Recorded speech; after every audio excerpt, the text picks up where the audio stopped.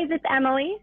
And this is Kelsey. We're with Yoder Real Estate, bringing you a direct and fresh perspective during this unique time. I'm super excited and honored to introduce a personal friend of mine, Dr. Steve Triesenberg, whose philosophy of care is to help and partner with patients to live both healthy and happy lives. Dr. Triesenberg, can you tell us a little bit more about your background? I'm Michigan born and raised, been here my whole life. Born in Kalamazoo, grew up a lot in the Detroit area. Finished high school in Kalamazoo, went to Michigan State undergrad, Michigan State med school. Back to Detroit, did internal medicine residency in Detroit area. And then did 2 years of infectious disease training at the University of Michigan.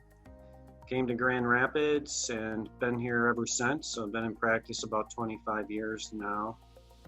A couple years ago, after doing infectious disease for a long time, I made a big change in my career and I joined a concierge medicine practice at Mercy Health. And I've been doing that for a couple years now and have really enjoyed that a lot. I have a pretty strong background in the infectious disease area. I did do a pandemic influenza training program with the CDC many years ago as part of Region 6 and where we live now. That was really good. I was on the ethics committee there, but we did a lot of pandemic training at that point in time. So that's a little bit about my background. I have one daughter. She's at the University of Michigan, set to graduate with no graduation ceremony coming up in just a couple weeks. So that's a little sad, but she's doing great and happy to be here and answer some questions. We appreciate you taking the time and joining us today. First question, right off the bat, curious, what is your overview of COVID-19? So let me start by putting this in a little bit of perspective, I think. You know, this obviously has been a really serious virus to deal with, but I think it is important to look at historically. What I think tend to forget is that even influenza on a yearly basis kills a lot of Americans, either directly or indirectly. And we've had, several epidemics of influenza over the years, 1957, 1968, and around 2009 with the H1N1. Some of those epidemics, like in the Asian flu epidemic, 100,000 Americans died directly or indirectly from influenza. And we every year have usually like 30,000 Americans at least that die from influenza-related illnesses.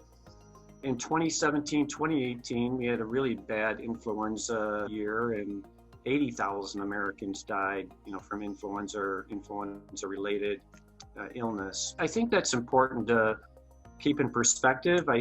Part of that is that we don't take influenza that seriously. When you compare it to what we're seeing now, it is a serious illness. Seeing pandemics of illness is not a new thing. Even in the past 10 years, we've dealt with West Nile going through our community. We've dealt with Ebola virus in Africa and scares in the US. We've had the SARS virus.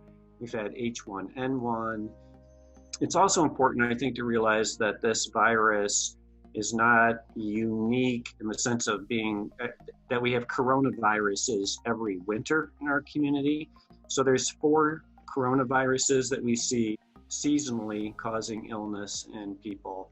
What's different about this, of course, is this is a novel coronavirus. We've never seen it before. None of us have immunity to it, and it's spreading around the world pretty rapidly because of that. And because we don't have immunity to it, it can cause really serious infections and death. It looks like the case fatality rate for this virus is going to be somewhere about 0.5%. Again, to put that in perspective, influenza is typically about 0.1%. Now, that's not to say this isn't scary and a big concern. And I think the major concern was overwhelming the healthcare system where we just didn't have the resources for people. And I think we did get caught off guard a little bit. I don't feel that we were ready enough with testing to do mass testing on people. There was so many restrictions initially. That put us behind the curve a little bit because we weren't able to really know who had it and how much it had spread initially. So that was very frustrating. And then, the supplies were obviously have been a bit concerning too, especially for those on the front line, like the healthcare workers. But the major reason we've gone into these lockdowns is to kind of protect the healthcare system a little bit from getting overwhelmed so that we do have enough supplies to take care of people. And I do feel that that was a good idea at the time and a necessary one.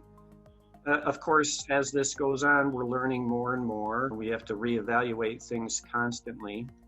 So I do feel that there's a little bit of light at the end of the tunnel here. You know, I think that my anticipation what's going to happen with this virus is that it will become one of those seasonal coronaviruses that we see. So the rapid spread of it will decrease. We'll see sporadic cases probably every year.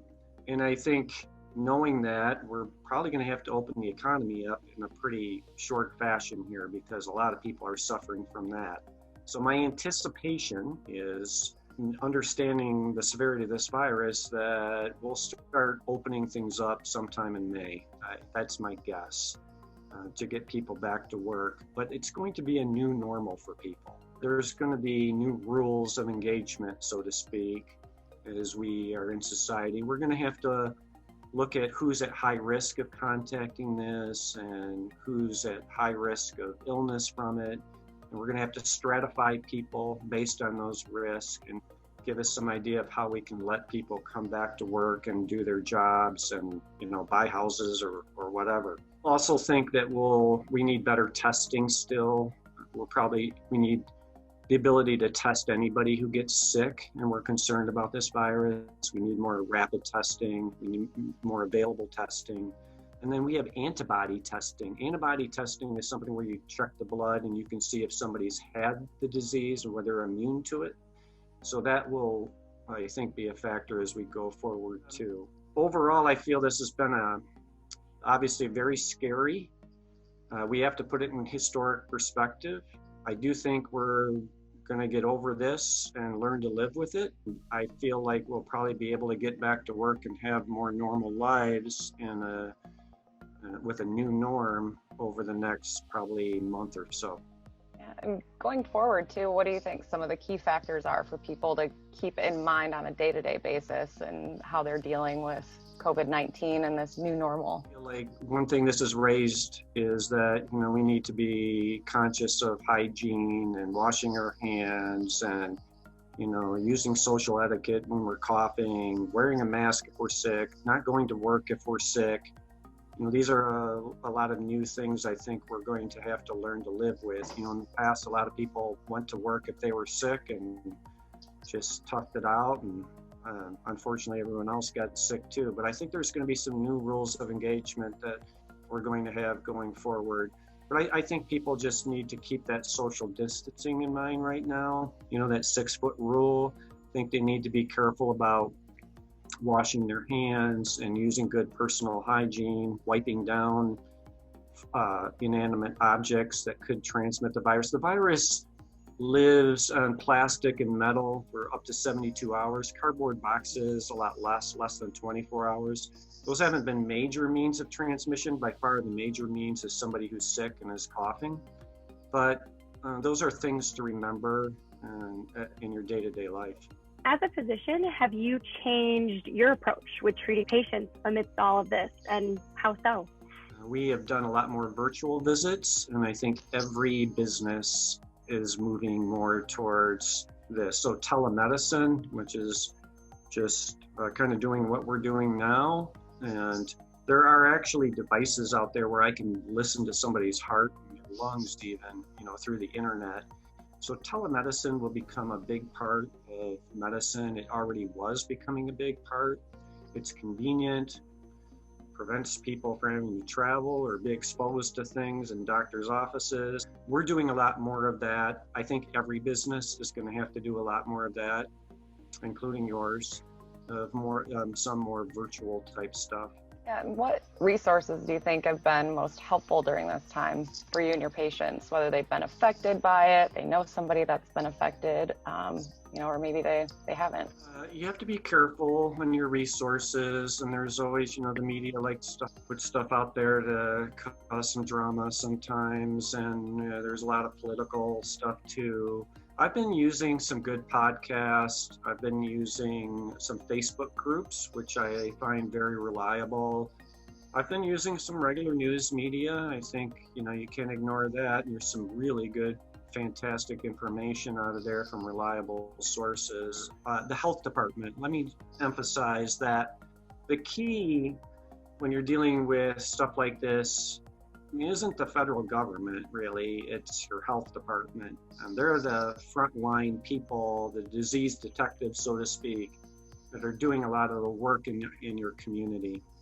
I will say, to let people know that in our area, we have not had a huge problem. We have not had a scarcity of resources. We've been very fortunate in that matter. I mean, a lot of bigger cities, including Detroit, have had pretty bad situations. We've been pretty fortunate in this area, whether that's partly related to social distancing. So far, so good in this area. That's not to say people haven't died, which is incredibly sad, but overall, we have not had a major issue in our hospitals. I guess lastly, what is something that you wish people would understand better?